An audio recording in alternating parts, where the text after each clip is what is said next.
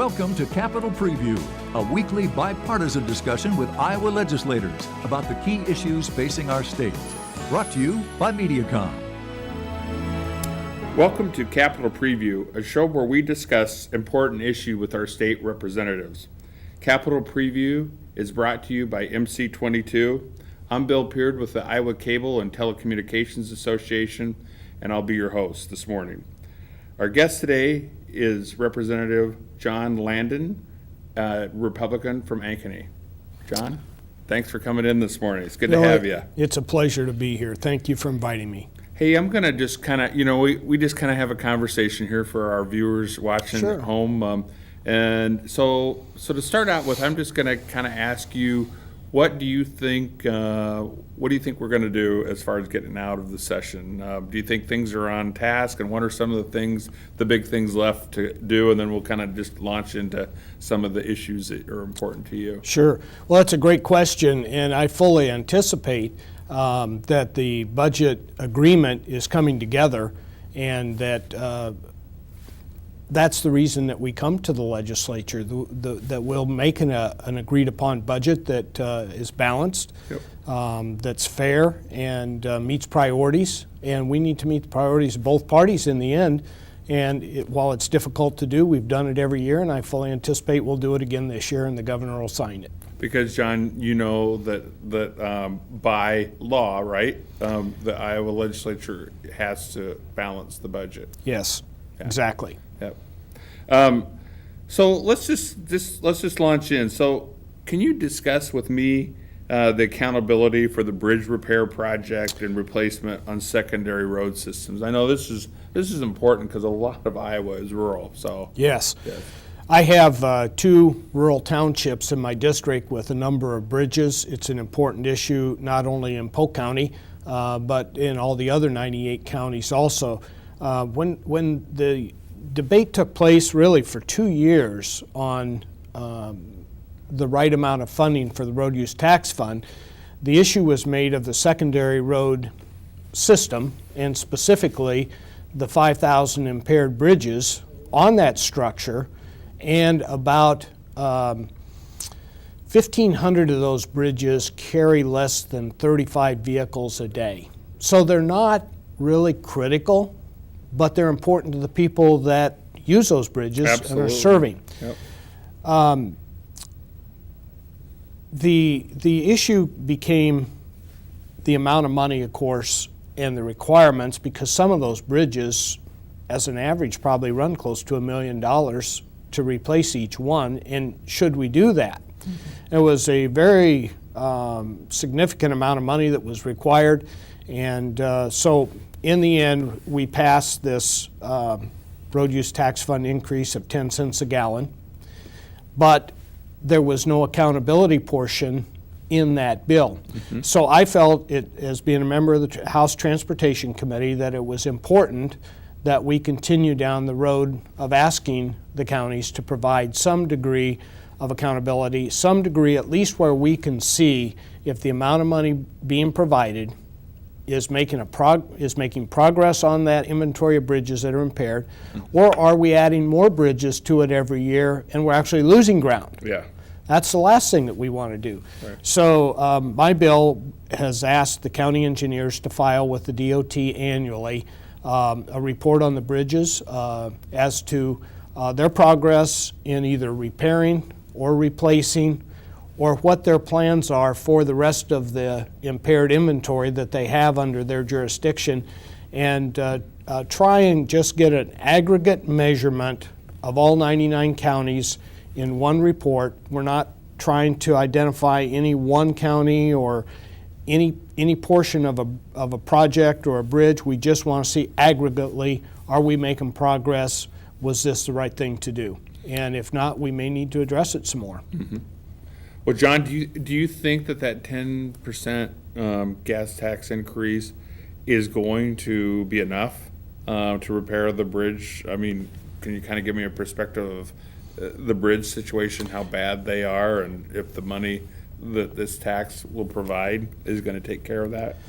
I think that's the interesting question. 20% go to cities, and about 32.5%, I think 24.5% go to the counties, and then another 8% go to farm to market, and the balance goes to the primary road system.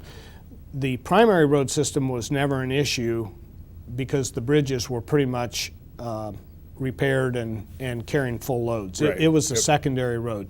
And so I don't know if that 32.5 is enough. There's also a property tax component. So if you own property let's take, for example, farmland, there's a portion that goes to the county for the secondary road system. Farm to market roads are critical, and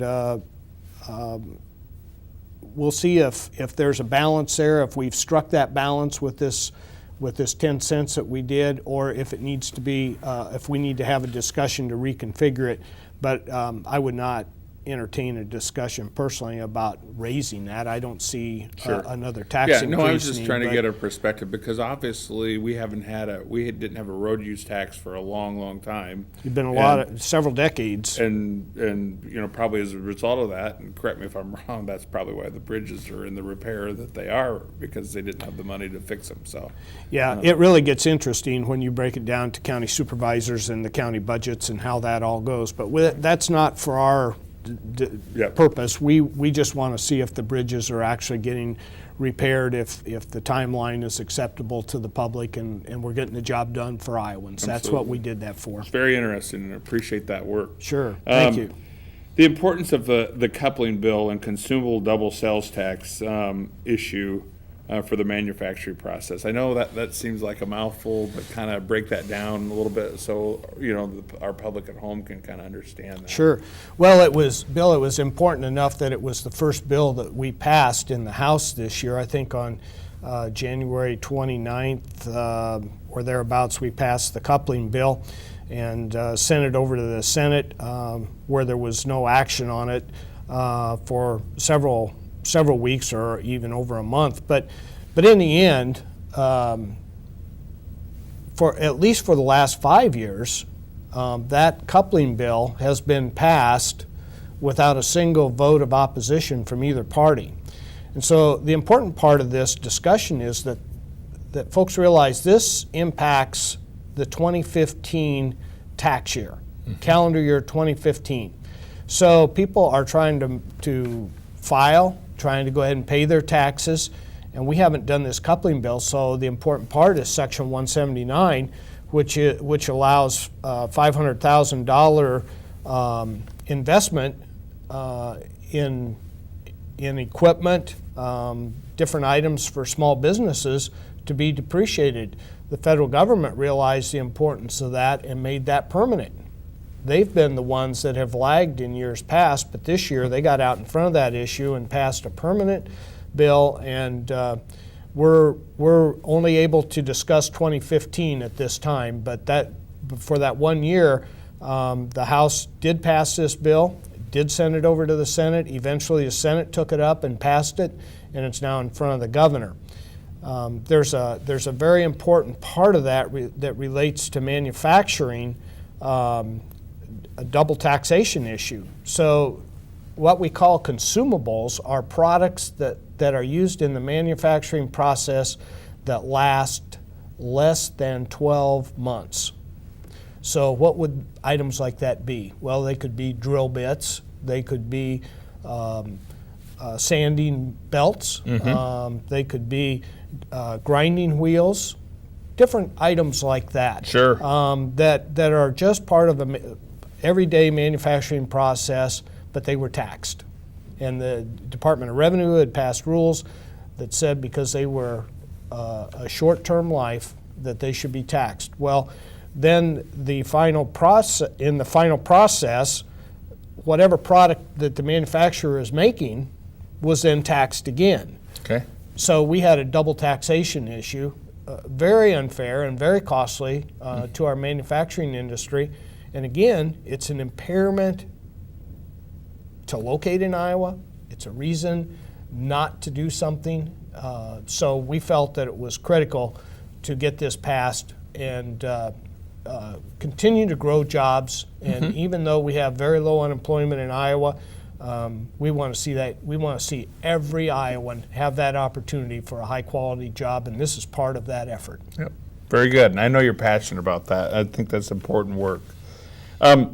I think I want to talk to you a little bit about the reasons to separate the water quality funding from the school infrastructure funding. I know that that's being discussed up there. It sure is, yeah. And it's a critical issue for Iowa, and has been for a number of years. It's being addressed on an ongoing basis. The speed of that is the issue, but back to the question.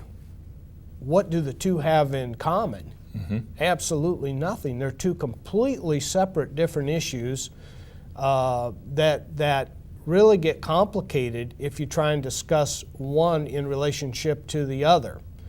I think that the SAVE portion of this, I believe it was in 2008 that Iowa voted to increase the sales tax 1%. And that 1% was to be divided equally on a per pupil basis among all the school districts in Iowa, and used for purposes that their individual school boards had written up a plan for. Right. And as the economy has grown, there's been more money raised, and I think what brought this to issue maybe was that there were some athletic facilities that were being upgraded with this fund, and that was not the purpose of it. The purpose was to build schools and get that better education experience for our kids in K through 12 public schools. This is critical for growing school districts like Ankeny, like North Polk, like Bondurant, Farrar, all of which I represent a portion of. And I feel it's very critical that we get that bill extended so that it doesn't expire in 2030. The important reason for that is that school districts need to be able to issue at least a 20-year bond, and certainly at least 15-year, and 20 would be better, to pay for new schools. And with the time left in that SAVE portion of the sales tax being less than 15 years, they can no longer do that. So we need to extend that so they can get back to business of building those schools, funding them with the money that was intended, and make that work better for the school districts. Sure. All right. Well, John, unfortunately, we're out of time. Time goes fast. We talked about a lot of important issues, so very much appreciate you being on Capitol Preview this morning, and thank you for tuning in, and stay tuned for another edition of Capitol Preview.